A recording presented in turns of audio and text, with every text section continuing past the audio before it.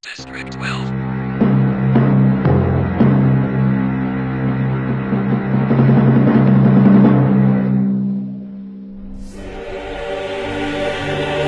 Anong pumapasok sa isip natin kapag nababanggit ang pangalang Jose Rizal? Ang matapang na nobelista ng Noli Me Tangere na gumising sa kamalayan ng mga Pilipino. Ang bayaning binaril sa Luneta. Ang makata na nagsabi, ang taong di marunong magmahal sa sariling wika ay higit pa ang amoy sa malansang isda. Pero sino ba talaga si Jose Rizal? Ano ang kanyang tunay na pagkatao?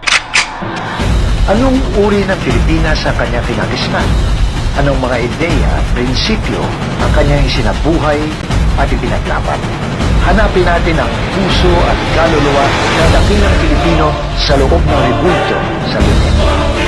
Hanapin natin ang buti sa matigas na mukhang nakauwi sa pisong barya. Subukan natin kilalanin ang isang Pilipino na pangalan, Jose Rizal.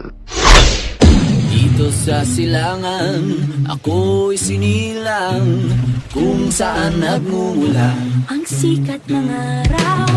Ako ay may sariling kulay kayumanggi, ngunit di ko mapakita tunay na sarili. Tayo'y mga Pinoy, Tayo'y hindi kano. Huwag kang mahihiya. Kung ang ilong mo ay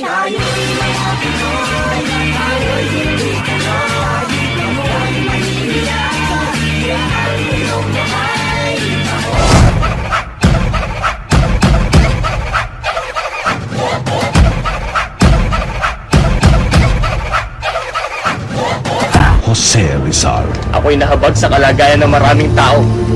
Kayong mga walang kasalanan ay nagtiis na madlang kahirapan. Ang naimpyerno ay narito na!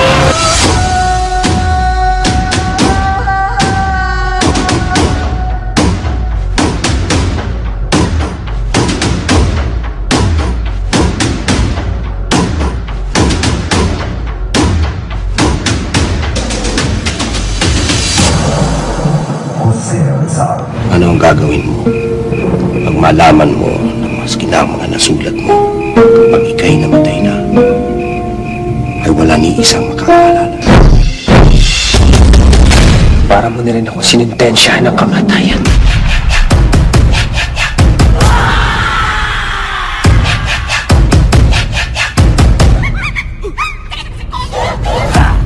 Murai de nga miru koro da na.